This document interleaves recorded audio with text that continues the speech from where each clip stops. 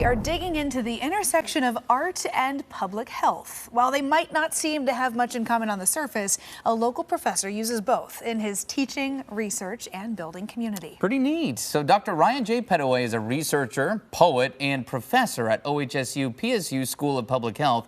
He joins us today to talk about integrating the creative arts into social epidemiology. Good morning. Appreciate the time. Yeah, thanks for having me. Yeah, okay, so this is quite the concept. So you're a social epidemiologist working in public health. How do you describe the work that you do? What do you do for a living?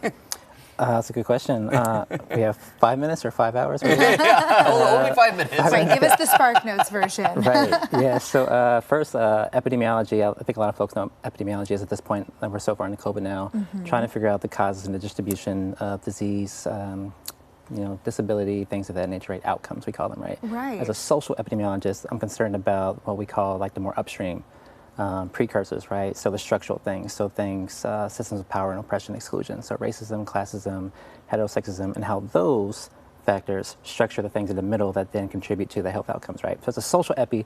That's what I focus on broadly. And within there, I focus on neighborhoods and ideas of place in health, how our daily environments affect our health. And then you've got this relationship you're bringing together poetry and public health, which I don't think I've ever heard of anyone kind of taking that approach. So tell us about how poetry works into your work in public health. Yeah, I think so. For me, it's like it's personal and professional, right? Like I went to college with the intention of being for creative writing. And ended up not doing creative writing and got into public health eventually. I'm a professor now. But what got me started in thinking about the world was creative arts, right? I think that the two of you can go home right now, or you can think about it right now and think about that mixtape you listened to in high school. You probably know where that box of cassette tapes or CDs or vinyl records, whatever the generations might be, right? Like, you know what spoke to you at a certain age in a life point of your life, right? There's an emotional connection. There's something that inspired you and motivated you that was a site or source of like refuge if you need to like be sad, put on a song or read a poem or watch a movie, right? Art speaks to us throughout our lives before we have the language for me to say epidemiology or public health, right? And so for me, it was like a return, a reminder that creative arts are more fundamental, more powerful, have more potential to actually move people into action than like a regression or statistical model that I can run, right? And so for me, it's just common sense, honestly, right? Like I think a lot of us would be more motivated and inspired about what we want to do for our lives and for public health, community health, if it was through a creative lens, right? And so for me, as a poet, bringing the two together, it just makes sense, right?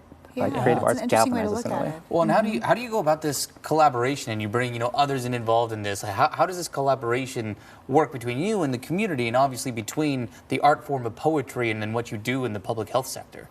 Yeah, I think a lot of folks, people will be somewhat familiar with like broad notions of health, but not necessarily public health. And I find when I'm doing community work with youth, especially, they've never really heard of public health. And they don't necessarily see themselves in it. And I think that's part of the issue with our research and our education is that the curriculum is so outdated, antiquated, that if we can put something else in there to pique people's interest, then maybe it can bring them into the conversation.